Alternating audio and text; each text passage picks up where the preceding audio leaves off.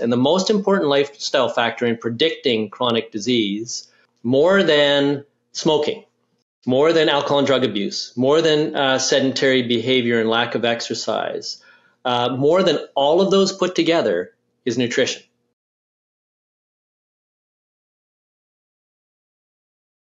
Welcome back to another episode of the Peak Performance Life podcast. Today we have Dr. David G. Harper on the line with us.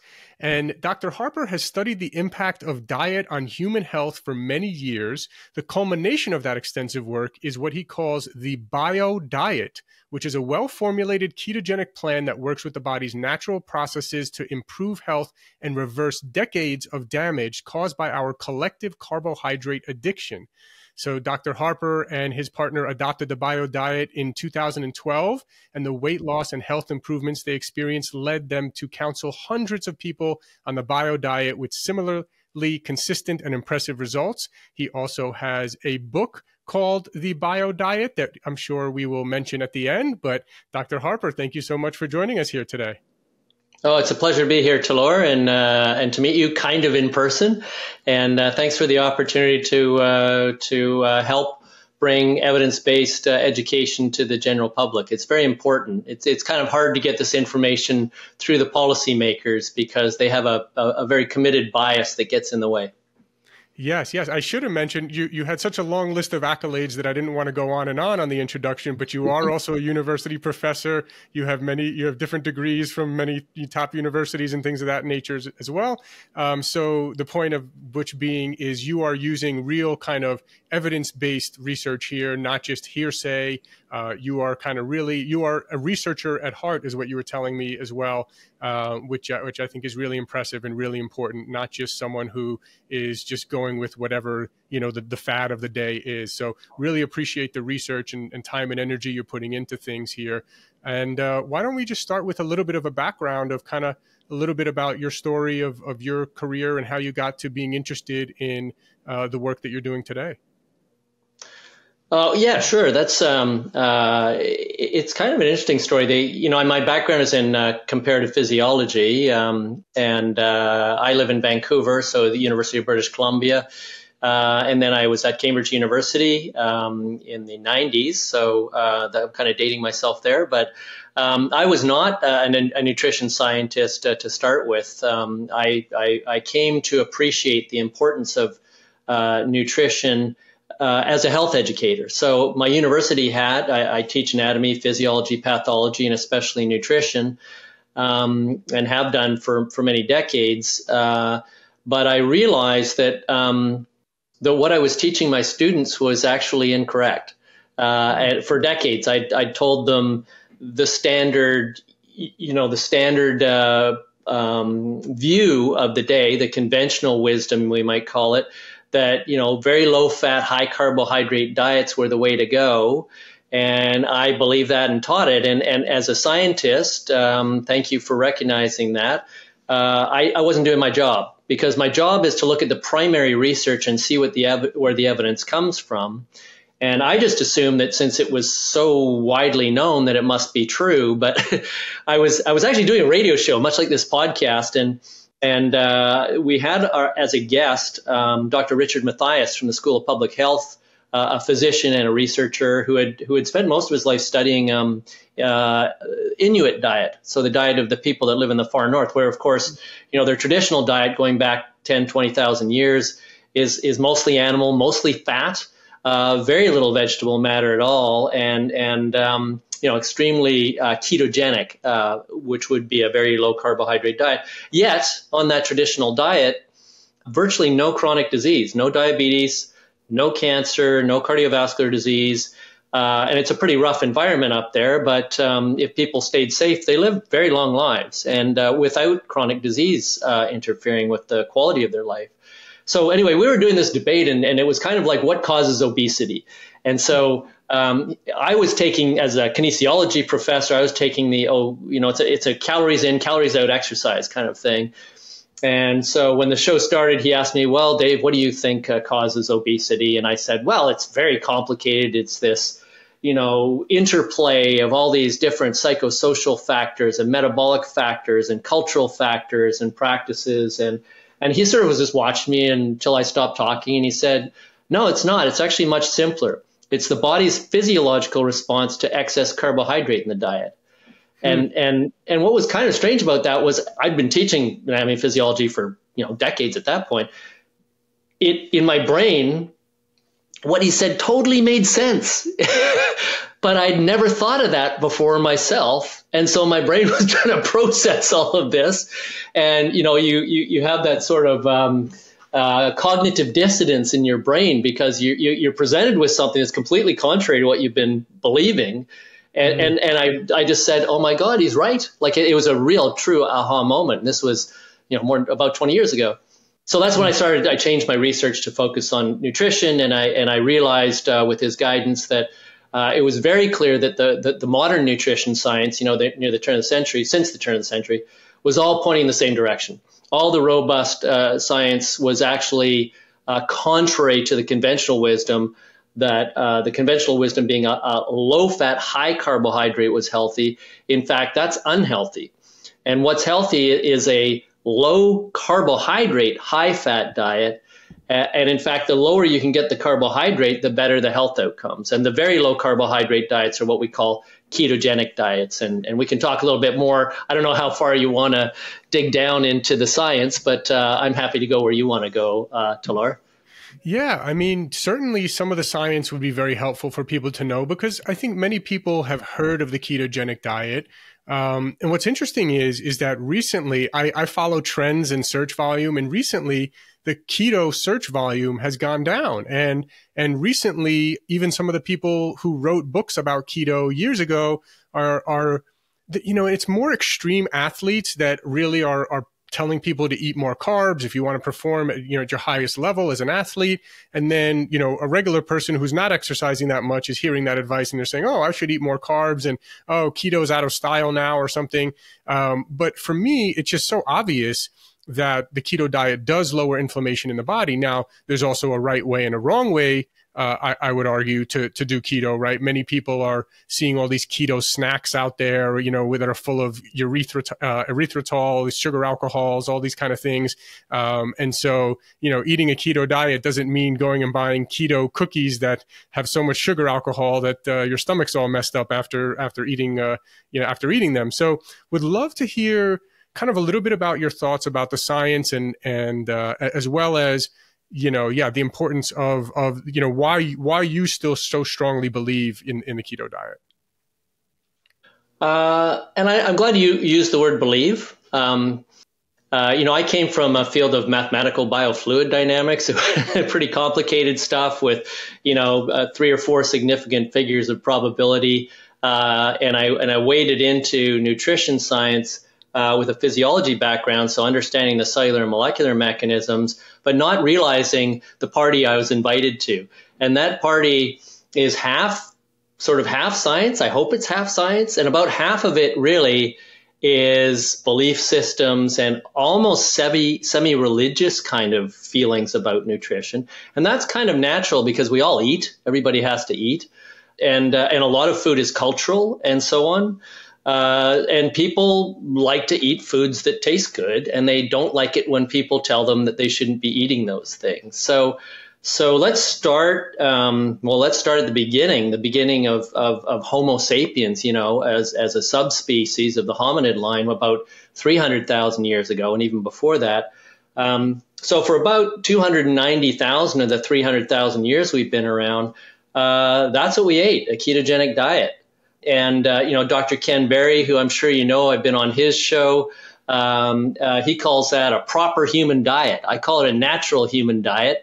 If you want to know what's best for your body, then you ask, well, what is the diet that we evolved to eat? So that was great for, humans in small groups, hunting and gathering and that sort of thing. We probably mostly ate fish and whatever mammals we could catch. We certainly ate some vegetable matter and berries and some nuts and things. but it was surely low carb and almost surely ketogenic. So it's always funny when other nutrition scientists challenge me and say, well, we haven't done any longitudinal studies on ketogenic diets. I go, how do you think we got here? How do you think, do you think there was pizza and cornflakes up there in the north and bread? No, that all started about 10,000 years ago with the advent of agriculture. We started living in larger communities, division of labor. We needed to feed thousands or tens of thousands of people that weren't hunting and gathering. So we needed fuels that provided calories that would just get people through to the next day to prevent famine. Mm-hmm. There's a big difference between that kind of diet, which we're pretty much eating today, most of us, and a natural diet, which was mostly fish and animals supplemented with some plant matter as well. And so that's kind of where we started from. And then if you look at the basic biology of our cells, there are no essential carbohydrates. And this surprises people. There are essential fats, fatty acids, that are essential for our normal function, especially in our brain, which is a big blob of fat. There are essential proteins, amino acids in particular. That means essential means we have to get it from the foods we eat. There are no essential carbohydrates.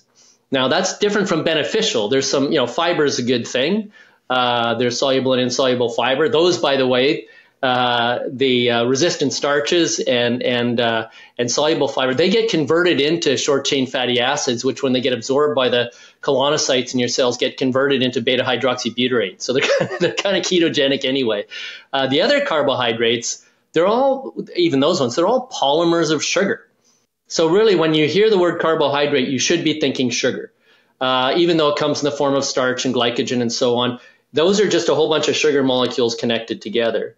Now, when we think of sugar, we usually think of table sugar, which is a plant sugar, a combination of glucose and fructose. And the glucose is fine to some degree. It's what circulates in our blood.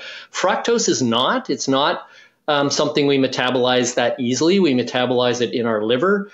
And that fructose, when it is metabolized, produces about 5 different toxic effects. And I'm getting a little bit geeky there.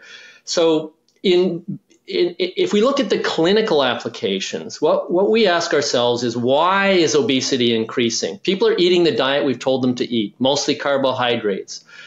Obesity is becoming epidemic. Diabetes is following about 10 years later, becoming epidemic.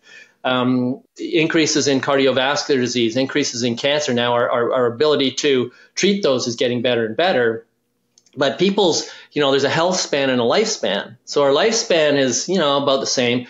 It's increased maybe a few years over the last 50 years. But the health spans, after age 50, people are really declining. They're ending up with ability challenges of various things. You see a lot of people, with emphysema or with obesity issues or diabetes complications in scooters and things like that. It's very sad. It doesn't have to be that way. Right. So if you consider the major factors that contribute to chronic disease. So the major factors, everybody agrees on this. Obesity is a major factor. Inflammation, you were telling me a little bit of your own personal story before we got on. That's a contributing factor. Insulin resistance, which we can talk about what that means in a minute. Those 3 things, if you look at them independently or collectively, are responsible for 70% of all chronic disease. Obesity, inflammation, and insulin resistance. I call it the axis of illness. It's on about page 52 in the book there, a little diagram. Now, those things are sort of caught up in a feedback loop in that they make each other worse. So it's kind of we call it a positive feedback thing. They make each other worse. So it doesn't really matter what starts first, whether it's the insulin resistance, the obesity, the inflammation. They'll make each other worse. And it kind of spins around in that vicious cycle, and then it manifests itself as one of these chronic diseases. We could throw Alzheimer's in there as well, because that's really an inflammatory condition of the brain. And so if you ask yourself, okay, if diet is doing that and the high carbohydrate diet is contributing, what happens if we just remove that non-essential carbohydrate from the diet? And that's the amazing thing to Laura, is we see people that have been diabetic for decades taking 100 units of insulin a day in 2 weeks, not needing any insulin. Their bodies return to its natural diet, its natural state, and it heals itself no drugs needed, no semaglutide and all the side effects there. So, incredible. you know, what you talked about the popularity of ketogenic diets. I think people are turning to it because it's a great way to lose weight. I'm not really, I mean, yes, because obesity is one of the three factors. I'm more interested in reducing your susceptibility to chronic disease and even treating that disease, which is why I started treating cancer with ketogenic diets. That's what I'm interested in. And that's the message I'm trying to get out to people. Yeah, you'll lose body fat. It's great. It's wonderful. I would argue you'll increase performance. And I think my colleague, Dr. Jeff Volek at the Ohio State University, I'm told that's the way you're supposed to say it. He's been studying that for decades too. And he can show you all kinds of really robust data that the performance is actually enhanced on ketogenic diets, injury recovery enhanced on ketogenic diets, which is why we see many professional athletes that have the highest paid nutritionists working with them turning to ketogenic diets rather than, say, vegan diets. And if you look at that whole list of athletes that are famously vegan, they're all out of sports now because they've all had injuries they can't recover from due to connective tissue problems. So that was a lot all in one thing. I sort of unpacked a lot of information there. So I'll pass it back to you, Talor, and we can delve into whatever you want to. Yeah, definitely. And it's interesting, you know, we just recently had a podcast that we recorded with a cancer survivor who was giving a 1% chance of survival. And she survived by basically taking a keto approach and eliminating all sugars, processed foods, carbohydrates. She had a finger prick measurement and she just kept pricking herself multiple times a day. And anything that caused any spike at all, she would just eliminate and only eat foods that kept her in a ketogenic state. And she believes that was the thing that healed her when she was given only a 1% chance of living. I know. I completely agree with you as well. The number one thing is about lowering inflammation in the body, in my opinion. And but it's the same foods. It's the sugar, the carbs, the processed foods, the fried foods, the same things that cause inflammation in your body are the same things that cause you to gain weight, are the same things that cause you to increase your likelihood of getting diabetes and getting, you know, different diseases and things of that nature. So for people listening as well, right, I think they may be a little bit intimidated. Some people I've heard from are a little intimidated by like the keto diet and having to be like strictly keto and things of that nature. So I also want to just kind of put it out there for people. You know, the average person in America probably eats like 200 to 300 grams of carbohydrates every day. If we could just get that down to like less than 100 grams of carbs a day, you'd probably be doing yourself just a huge service just by doing that alone. Even if you don't go all the way. Now, me personally, just to wrap up with a little personal story of my own here, I also was mostly doing the keto-based diet. I was probably, 50 grams of carbs or less per day. And then, when I heard recently, for performance and muscle building, and I said, I'd like to try to put on a few pounds of muscle. So I increased my carbohydrate intake, but my hemoglobin A1C went up. I started wearing a continuous glucose monitor, and I noticed that every single time I ate carbs, even healthy carbs like sweet potatoes, my glucose would spike, right? Wearing this continuous glucose monitor was very revealing for me. And so, I said, look, I got to get this hemoglobin A1C down. I don't want these spikes. And so I have now backed down again. So I probably went up to 100 grams of carbs a day. Now I'm back down to probably 50 grams or less per day. And those carbs only come from, some organic wild blueberries that I might do in an after workout protein shake or something like that. But yeah, even organic sweet potato would really spike me. And so, yeah, it's just, it's an interesting thing. So I wonder, so for you personally, I guess, and for people listening, I think first of all, let's get it out there that even if you're not strict keto, just lowering your carbohydrate and sugar intake would probably be a huge thing for most people. And then I guess for you personally, kind of what kind of diet do you typically eat? What are some foods that you like? And it sounds like what you said before about fructose, which is, the sugar that comes from fruits. It sounds like you probably don't eat many fruits, or do you? We'll start with the last question. First is the fructose or fructose, depending on which side of the Atlantic you're from. It's a fruit sugar. Plants put it into fruit because it tastes good to us. It's very sweet, sweeter than glucose. So, we eat the fruits, the seeds go through us, and, plants are using us literally as a seed dispersal system. They have no interest in our health. Just because it comes from a plant doesn't mean it's healthy. Plants don't care about our health. They just care if we do what we want them, what they want us to do.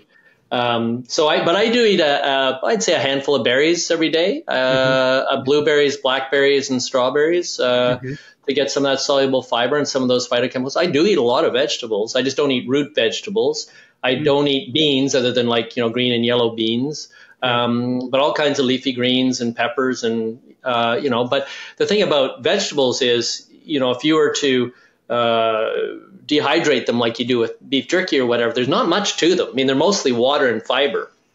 So they're not actually very nutrient dense, whereas meats are really nutrient dense, especially things like liver and so on, organ meats. People should eat nose to tail, and the organ meats are very, very high in nutrients. Like I can't, if you had 4 ounces of liver, I would like some nutritionists just told me just how much plant matter you'd have to eat to get the same nutritional value.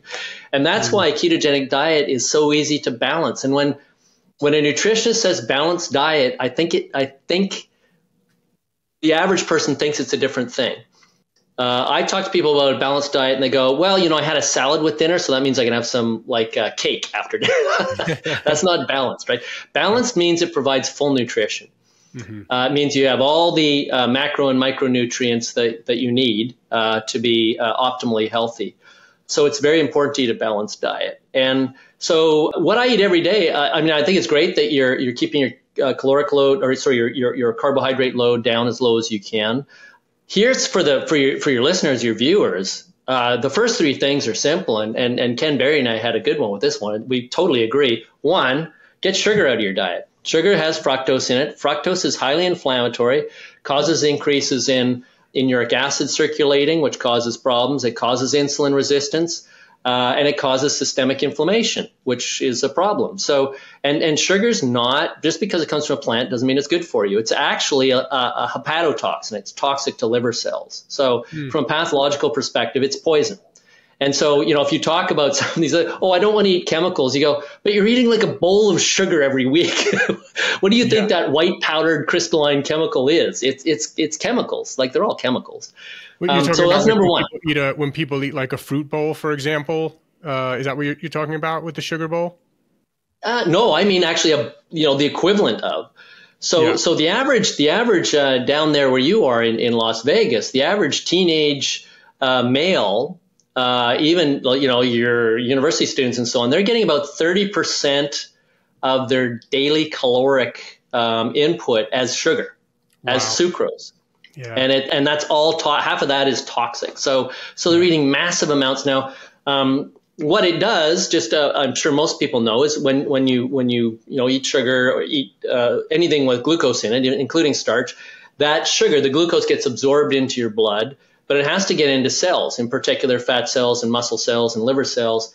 And it needs insulin to do that. Insulin is kind of a gatekeeper. It unlocks the door to allow the glucose into the cells. So when you eat a lot of carbohydrate, you secrete a lot of insulin to get all that carbohydrate out. So if you look at the average person's daily routine, actually, before I do that, I should go back to the 3, because I said number 1, I didn't say 2 and 3. So I'll do that quickly and then we'll come back to it. Great. So 1, get sugar out of your diet. Yep. 2, don't eat anything that comes in a package. Don't eat anything processed unless it's wine or cheese, if you want to call that processed. Don't eat any processed food. Processed food actually is not food, especially highly processed food. It's caloric, and you can process it, you can swallow it, and it comes out the other end. It provides almost no nutrition whatsoever. And it doesn't matter what it says on the package, like Nutri, whatever, just forget about that. Anything that comes in a package, especially if it's got a lot of sugar in it, is not healthy. So when you're at the grocery store, forget all those aisles with packaged stuff. None of that stuff's good for you. Eat real food. Michael Pollan had that one right. So that's 2. So 1, no sugar. 2, no processed food, especially ultra processed food. And 3 is seed oils. Yeah. And that's the problem with a lot of fast foods is they're seed oils. They're cheap cotton oils, linseed oil, even some of the better ones like canola oil. They really spike. They're highly pro-inflammatory. They contain and spike omega-6 fatty acids, they're called. And what we study in our lab, which is the Terry Fox lab at the BC Cancer Research Centre is what we call the immunohistochemistry of blood cells. So we actually look at the blood cells.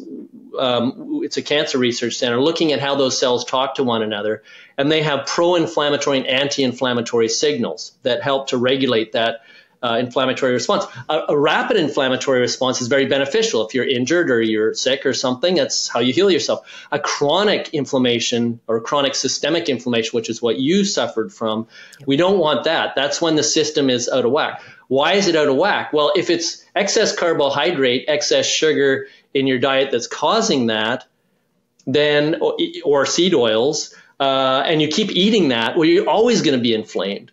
So yes, your diet can cause and perpetuate this extended chronic period of systemic inflammation. That will eventually start. It's kind of like a corrosion. It starts working in a negative way, intracellularly and extracellularly.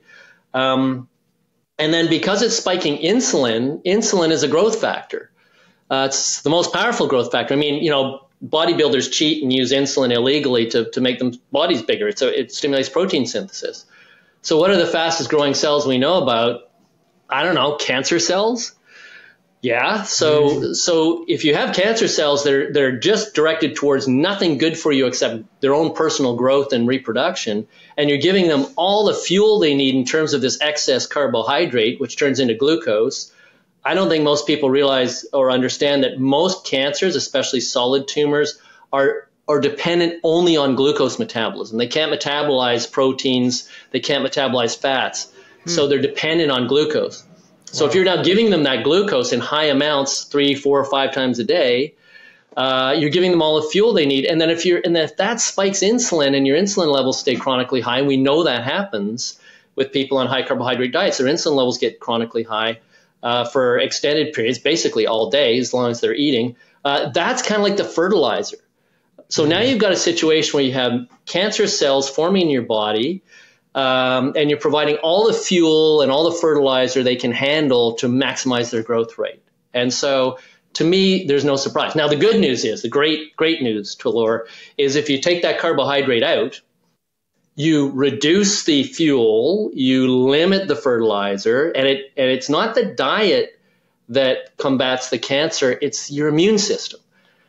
So as I mentioned, what we study is how immune cells respond to changes in diet. And what we see, and it is just early days pilot study, is what we call an upregulation of the immune cytokines. So in other words, the surveillance for cancer cells and the ability to destroy those cancer cells is enhanced. So this person you mentioned that had a 1% chance of survival changed their diet. What she did, I think it was a she, did you say? Yep. Yeah. Mm-hmm. Yeah. What she did was tip that teeter-totter, tip that balance in favor of her immune system. Because on the high carbohydrate, high insulin model, you're tipping it in favor of the cancer cells. And if you take the carbohydrate out, what we're seeing is you tip it back the other way. So your body can then get rid of the cancer cells. It's always, even with those fancy chemotherapies and so on, it's really your immune cells that remove the cancer cells from your body. That's why these new really super expensive immunotherapies are so effective. You're actually teaching your own cells how to go and find and destroy those cancers, but you can do it yourself just by rebalancing things. I have a question for you, though. This is an interesting question, and just whatever number pops in your head, let me know. How many times, and don't say, I don't know. Give me a number. Okay. How many times during your lifetime do you think you develop cancer cells? I want to be an optimist because I eat healthy. I want to say 0, but I know that's not the right answer. I'd love to hear your answer. I ask people they don't have an answer. I'd like to say 0.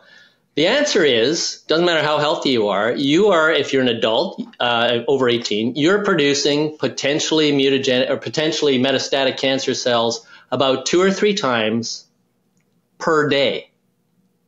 Interesting. And then your body's naturally fighting them off if you have a healthy immune system, essentially. Your immune system's job is to do just that, not just fight off, invading bacteria and viruses and so on, also to find rogue cells that could cause damage and destroy them before they can. 2 or 3 times a day, every day, your body needs to do that. Now, if at the time it's trying to do that, you're feeding those cancer cells and you're fertilizing those cancer cells, that, by the way, that high sugar also, because it causes inflammation, that confuses the immune cells. They're busy thinking something else is going on, and they become a little bit fuzzy-eyed as far as where those cancer cells are. So, so that's, kind of how it works in a preventative matter. What we're trying to determine is if it can actually work in a therapeutic manner. So if people that have cancer, can we help that? And our study is finished, but it's unpublished data just now. But what I can say, in a very small pilot study, so ketogenic diets are not cures for cancer. The cure for cancer is within your own body and your immune system. But what we do see are improvements in terms of the reduction of hypermetastases in the liver, which we measure through fluorodeoxyglucose imaging using a PET CT scan, if you want to get really fancy. We also see concomitant changes in the immune chemistry that would indicate anti-cancer activity within the blood. So we're actually seeing the body responding to the diet to be more vigilant about destroying and removing cancer cells. And again, it's just preliminary early studies. This is on breast cancer. We study women with stage 4 metastatic breast cancer. But there's way more, much bigger studies, more longitudinal on diabetes. So if you look at diabetes, the studies done at Virta, Jeff Volek is involved there, and Dr. Stephen Finney, too, is their medical director. They have 5-year data showing in thousands of patients that, and these are the diabetic patients that over 5 years, 2/3 of them still don't need to use any medication on a ketogenic diet. These are people that have type 2 diabetes, and that, of course, leads to all kinds of comorbidities, increase in cardiovascular disease risk, cancer risk, goes hand in hand with obesity, increased risk of Alzheimer's. So there's really, really strong data there. There's very good data to show that ketogenic diets improve all the biomarkers for cardiovascular disease. That's all on the metabolic side. Yeah, let's talk about that real quick. I mean, first of all, I think it's incredible because I've seen some of the research as well about reversing diabetes, which, is almost like, if you say this to people, sometimes they just like almost don't believe you. They think you're talking some crazy talk, but it's really unbelievable that. And apparently it's, I don't know if it's because the medical industry can't make money by telling people to go on a ketogenic diet, but it's amazing to me with the prevalence of diabetes these days that more people aren't using the ketogenic diet to reverse their diabetes. That's certainly one thing there that I think anybody who's, pre-diabetes or has diabetes should absolutely look at the ketogenic diet. And again, for people who are afraid of full-on keto or tried it in the past and through probably not in the correct way and didn't feel great on it or didn't stick to it because it was too strict, at the very least bringing down your carbohydrate intake, right? I think to as low as you possibly can and getting as close to the ketogenic diet as possible.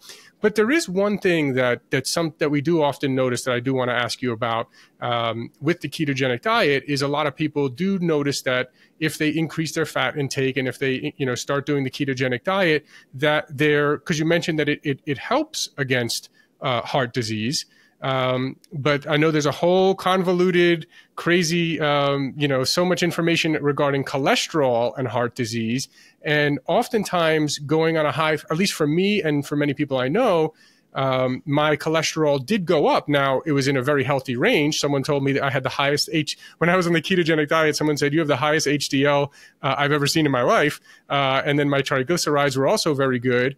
But so I had a very good, very high good cholesterol as well as very good triglycerides, but my overall cholesterol would have been considered, high. And this might be, is this common on the keto diet, do you see? Yeah, it's common, especially in women, especially postmenopausal women. There's, we were talking about Dave Feldman, who also lives in Las Vegas. He's done a sort of citizen science study along with, I think, UCLA, looking at what he calls lean mass hyper responders. These are people who are very lean and fit, otherwise super healthy, but just have really high LDL cholesterols. Now, going down a big rabbit hole here, but the LDL cholesterol, the whole cholesterol story is a mixed bag. As you mentioned, we talk about good cholesterol and bad cholesterol. It's not quite that simple. Right. LDL cholesterol comes in subtypes, and it's the small particle size LDL cholesterol that's pro-inflammatory that causes the heart disease. You certainly want to avoid that. But the light, fluffy cholesterol is fine. It doesn't correlate with cardiovascular disease. And I would bet, and you can get that fraction done. You can go and get it done privately. I would bet if your LDL cholesterol is increasing and you're on a ketogenic diet, it's probably that light, fluffy kind of cholesterol that's increasing, not the small. In fact, the small would go down. Now, the HDL cholesterol, so-called good cholesterol, and that's not necessarily all good, but it's pretty good, is a really good marker because, there's only three things that help with that.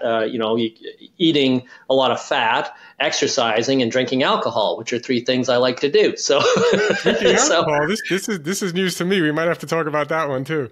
Yeah. So anyway, my HDL cholesterol too is through the roof. My wife. Yeah. So now my wife's because she has a faulty valve. She's had 2 valve operations. That's not it's cardiovascular disease, but it's mechanical. It's nothing to do with anything metabolic. So she gets her stuff measured all the time.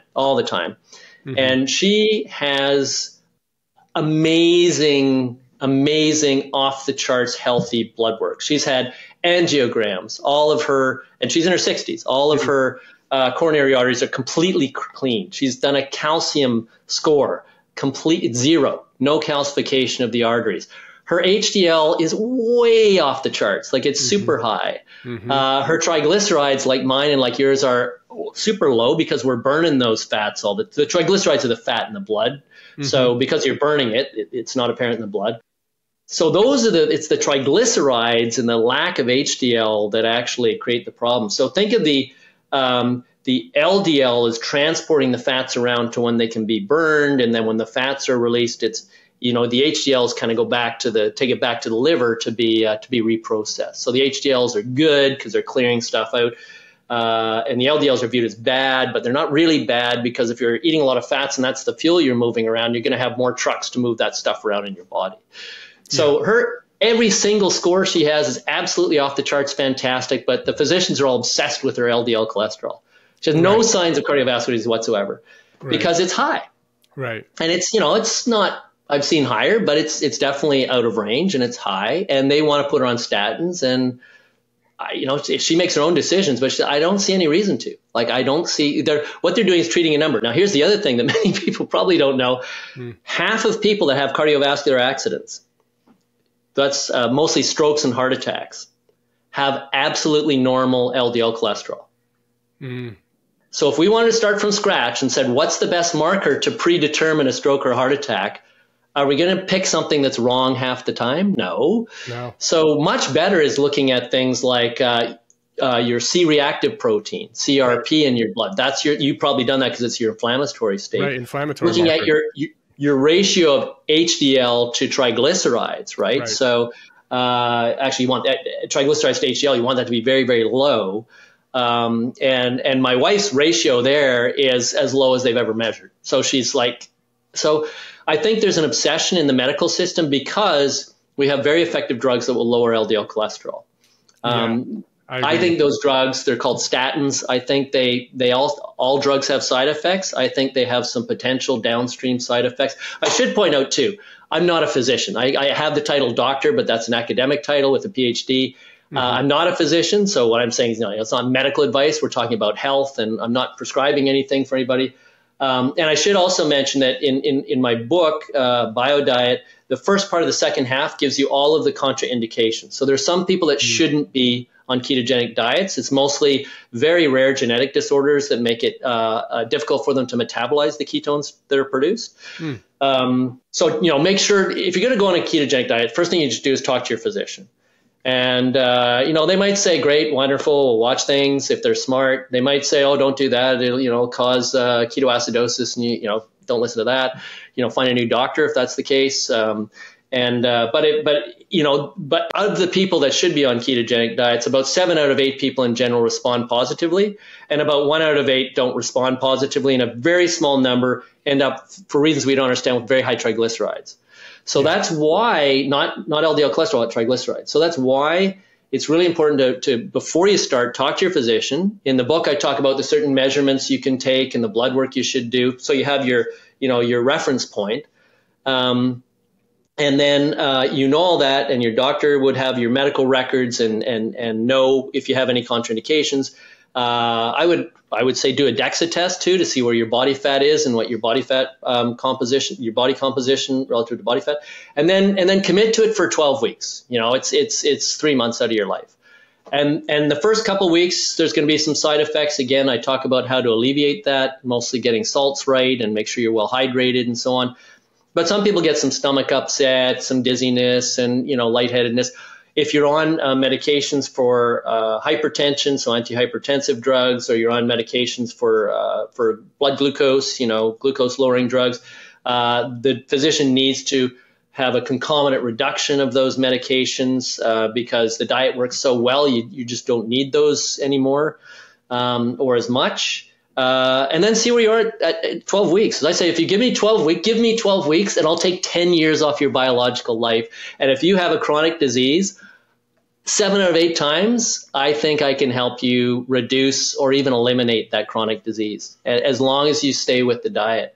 And, sustainability is always an issue too, but what you need to do is just develop new habits and eat different things. And you've been through that yourself. You just change your diet.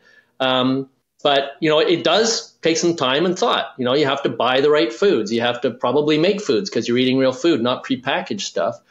And I wish, and I think you wish too, that the people making keto-friendly foods, and by the way, most of them aren't really keto-friendly, they're just making other crap processed food using crap ingredients that maybe don't have carbohydrates in them. So I would really, and I work with companies. There's one, it's a Fatty Head pizza dough, a woman in Kansas City, working with her, just pro bono, just trying, because it's a good product that people should be using. It's a keto-friendly pizza dough. There are ways we can recreate food and recreate the food security and the supply chain to provide healthier foods to people. But it's just so easy for, big food, which is kind of like big pharma, those 10 companies that own almost all the processed food companies in the world through subsidiaries. It's just so easy to make food that tastes so good we can't stop eating it. So you really have to just say, I'm not going to eat any of that anymore. Yeah, I agree. So the fourth thing of the 3 things, I'm starting to sound like Douglas Adams, the fourth of the increasingly unlikely trilogy of The Hitchhiker's Guide to the Galaxy. So the fourth thing you shouldn't do. So 1, don't eat sugar. 2, don't eat ultra-processed food or anything in a package. 3, get seed oils out of your diet. And then if you want to go to the next level, which gets you more into the really low carb ketogenic range, you need to stop eating, the grains and other starchy foods like rice, potatoes, pasta. You remove that. I'm not saying that those are necessarily unhealthy. They're very low. They're typically very low in nutrient. It's mostly carbohydrate you're getting. Yeah. So if you once you remove that out of your diet, then you're getting into the low carb keto range. And we have a term called nutritional ketosis, and that's defined by, you mentioned the woman who's doing finger pricks. It's defined by your levels of ketones, and they have to be a minimum of 0.5 milligrams per microliter. It's a clinical term to be considered in nutritional ketosis in a clinical sense. But you don't have to get that fancy. What I do, and I don't count calories. You don't need to. Right. I don't count carbs. You probably might want to at the start. I just say, here's the foods you should eat. You don't even have to buy the book. Just go to the website, biodiet.org, go onto the resources. You'll see the shopping list. It's all really good food. Just buy and eat that stuff. And what you might be giving up in terms of, sweet things and bready things, you get to eat fat, and fat is so satisfying. That's where all the flavor is. So grass-fed butter is wonderful stuff, full of omega-3 fatty acids, which are highly anti-inflammatory. You get to eat, all the animal stuff you like, and eat the chicken skin if you like that. And then there's all kinds of plant stuff in there and other things you can eat, all kinds of condiments and stuff. So it's a different diet, and it is restricted in the sense that you're not eating stuff that's going to make you sick.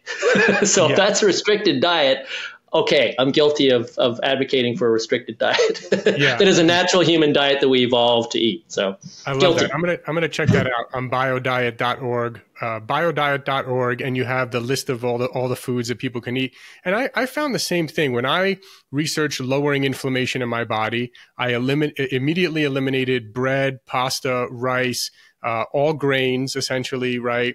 What else did I eliminate? Fried foods, right, with the seed oils. And you really, I do believe, though, I do think it's very important for people to read labels. Obviously you have your list, but if they're in a supermarket or wherever, it's very important to read labels, because what's incredible is, maybe a little sneak peek here for some people, but I'm actually trying to develop myself a good tasting, healthy salad dressing that doesn't contain seed oils, because 95% of the salad dressings in the market contain seed oils.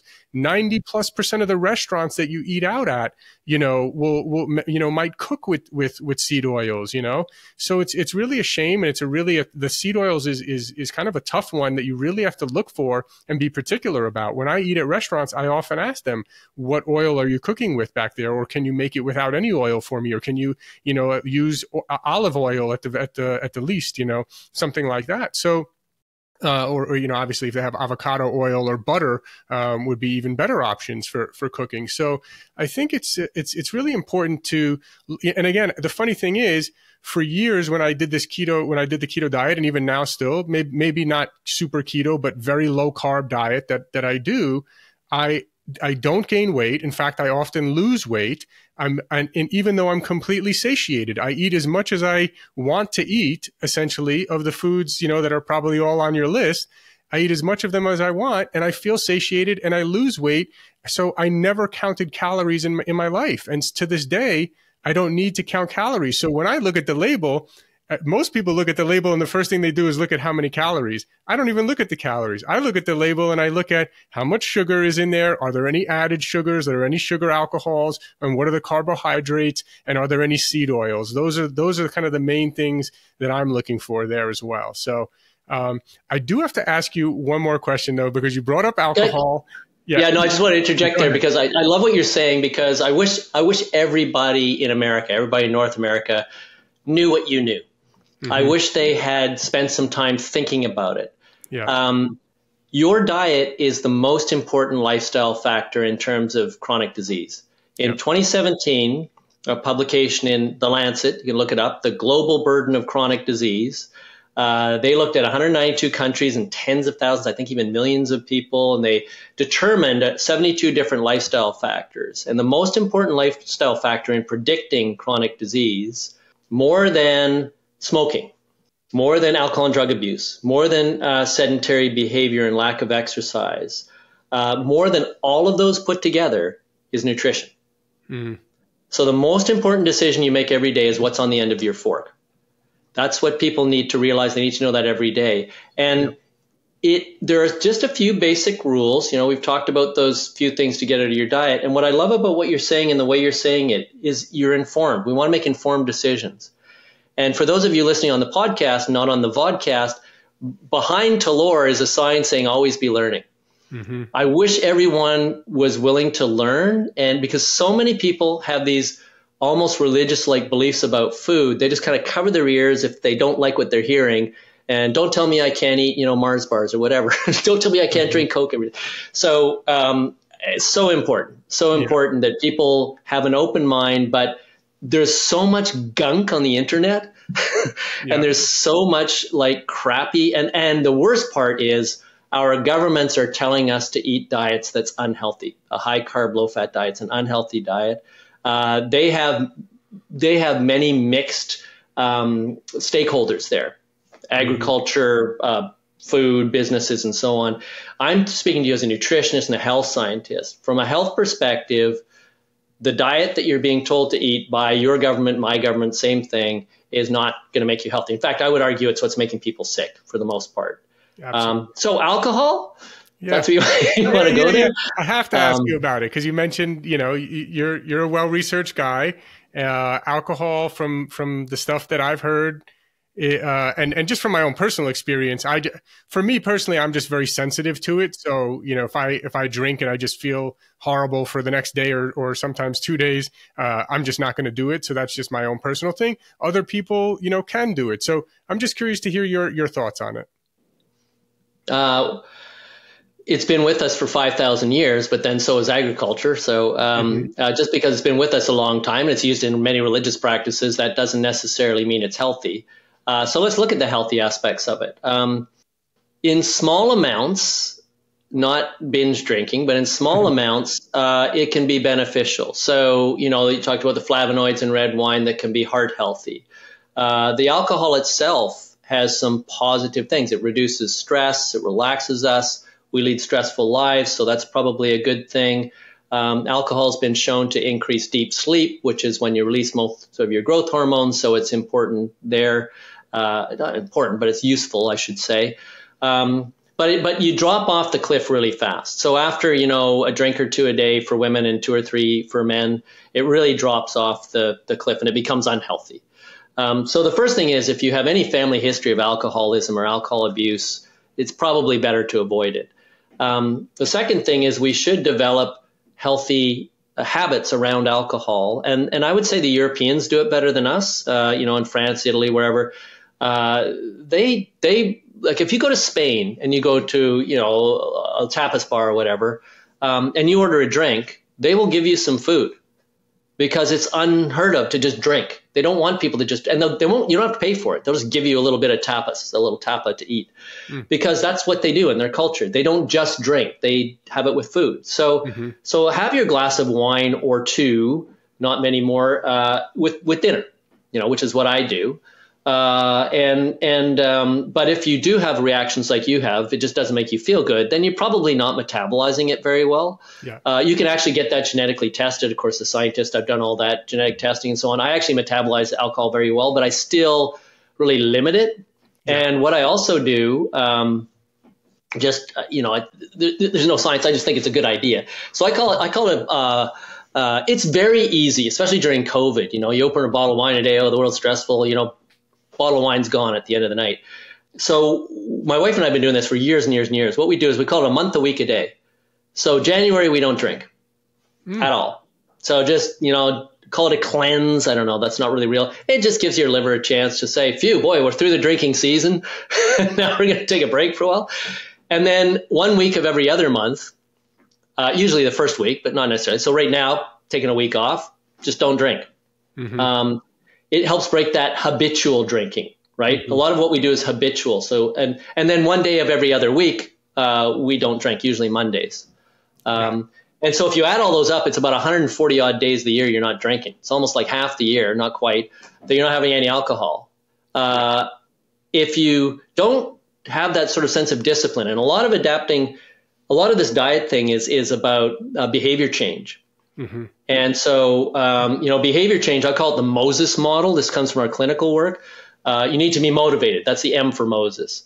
You need to have opportunity. That's the O for Moses. You need to have support. So that's why I wrote the book, which was why it works and then how to do it. So there's your support. And I have an email address on there. So if anybody wants to go and send me an email, I'll be happy to answer them. And then the E is for education. Always be learning, as it says in the background there. And then the last one is sustainability. So the only way to sustain it is to throw out your bad habits and develop new good habits. And the key things there are planning and commitment. So yeah, you need to plan and commit it. If you can do that for 3 months, then you've set yourself up for a happier, healthier life for years and years to come. And what we want to do, as we were talking about earlier, is, even though if you look at I'm looking at the little thing there, your sort of overall health, right, starts really good and then it declines and you die. You want that thing to go as high for as long as possible, and then you have 2 bad weeks and then you die. What you don't want to do is be really healthy till you're like 50, then get overweight, get diabetic, have all the complications, cardiovascular disease. So it declines. So you're actually, your health span is actually declining considerably. You might live about as long because we have amazing, heroic, medical interventions that will keep, even the sickest bodies alive for years and years and years. But what's the quality of life there? It's not great. So if you want to have a great quality of life, then I would say eat a natural human diet and just, as I say, give me 12 weeks. Give me a shot at convincing you that it's the best way to do it, and see your doctor first to make sure it's right for you. Yeah.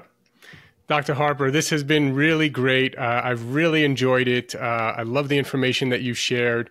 Tell people where they can find you again. I know we know biodiet.org. is your website where they can check the resources, get their list there. BIODIET is the name of the book, right? Yeah, I got a copy right here. I can sort of hold it up for those that are watching. I don't know. Is that right way around? It's backwards to me, but it's probably the right way around. It's the right way for me, yeah. And you'll notice there's an egg on there, which is kind of nature's perfect food, right? An egg. Favorite food. I eat eggs every day, a lot of them. Yeah, we probably eat about, I don't know, 3-4 dozen eggs a week, you know. But the egg is nature's perfect food, and there's no carbohydrate in there, no appreciable amount. It's all just, you know, if you put an egg in your frying pan, that's the same thing that somehow magically turns into a chicken with the same, more or less the same 200 different tissue types that we have as vertebrates, except for, you know, feathers and things. But somehow just that protein and fat in there provides all the nutrients it needs to be a completely formed thing. So what I'm telling your listeners is all you need is protein and fat. And there's many, many options for getting it in very tasty ways that you can adopt. And if you do, you'll prevent chronic disease. I would say back of the envelope guesstimate, you'll reduce your risk by about 70%. And if you are starting to suffer from some of these chronic diseases, and we've only talked about metabolic disease, we could also talk about the neurological diseases, in particular epilepsy, which responds very well. And if you look at a root cause analysis of why both metabolic and neurological problems resolve with ketogenic diets, it kind of works its way back into the mitochondria of the cells, which are it's all about energy conversion and providing. It's kind of like putting, you know, high octane fuel into your gas tank. And what we're doing is we're putting like sugar laden crappy fuel into the gas tank, and no surprise, things get gummed up and then they break down. So think of it that way. But it's been a pleasure to be on the show. Love getting the word out. Thank you for the opportunity. Happy to come on again. We have some papers from our study that should be coming out pretty soon. Maybe we can talk a little bit more about the cancer aspect down the road. But let's do it again next year. And are you also on LinkedIn? Can people find you on LinkedIn or anywhere else? Yes, on LinkedIn, you can find me there at Dr. David G. Harper. I think that's what I'm seeing on the screen there. Or that's probably the best one. My Facebook account's kind of all plugged up right now, but lots of room on that one. I do post, you know, science that I find that's robust science, and I post that from time to time. I'll post the results of our study. I do a few other things you'll see on there too, but the book's available in all formats. My wife and I, she was my co-author. We did the audio ourselves for the audio version. It's available as a download, and we try to keep the cost as low as possible to get it out to as many people as possible. It's not a very expensive book, paperback, but I really think it's the, you know, I'm like you. I'm just trying to get the word out to help people have healthier, happier lives. And this is a self-published book. You don't make money writing books. It's really just I had a message to get out there, and that was the way I knew how to get it out, which was something that people could take home that was physical, they could refer to, and it has, I think, really top-level advice on how to adopt and sustain a well-formulated ketogenic diet. So, listen, your vodcast and your podcast, it's a huge service to the public in general. Thank you very much for doing that. You're making a difference. You're having an impact. And I'm just honored to be on the show and have an opportunity to talk to you and your audience. It's just been great. Thank you. We're honored to have you. Thank you so much, Dr. Harper. Go check out the BIODIET. And we'll do it again soon. We'll be in touch soon. Thank you. Thanks. Thanks for listening. If you enjoyed the episode, can you please leave us a rating or review and subscribe? I've realized that while we have actually increased our downloads a lot, we're actually getting a lot of downloads, which I'm really happy about. We actually have very few ratings. And I realized that I've never asked people really to rate much. So I'm asking you now if you could please rate and review and subscribe. And if you enjoyed the episode, please forward it along to anyone that you think will get value out of this. Also, if you haven't checked out our line of products at buypeakperformance.com, you get 20% off your first order. That's www.buypeakperformance.com. We have some incredible products, including our organic high-altitude coffee. If you don't know this, coffee is one of the most heavily sprayed with pesticides out of any crop. So it's really important that you drink organic coffee. We've gone above and beyond to source what we believe is the highest quality and healthiest organic coffee in the world. We're also famous for our organic green superfood powder. You can get 20% off of that as well at buypeakperformance.com. We also have an organic, vegan, and paleo plant protein. See, most of the vegan proteins out there are using brown rice protein, which is really not a good source of protein, and it's also a grain. And if you're paleo, you know that grains tend to cause inflammation in some cases for some people. And so we wanted to make one that was paleo friendly and vegan and organic. We made an amazing amino acid profile, so it's really one of the best plant proteins for muscle building. So you can check out Peak Performance Organic Plant Protein. You can find that on our website. Of course, all our products are on Amazon as well. So thanks again. And again, please, if you enjoyed the episode, please forward it along to someone who you feel can get value out of it. And please leave us a rating, review, and subscribe. Thank you.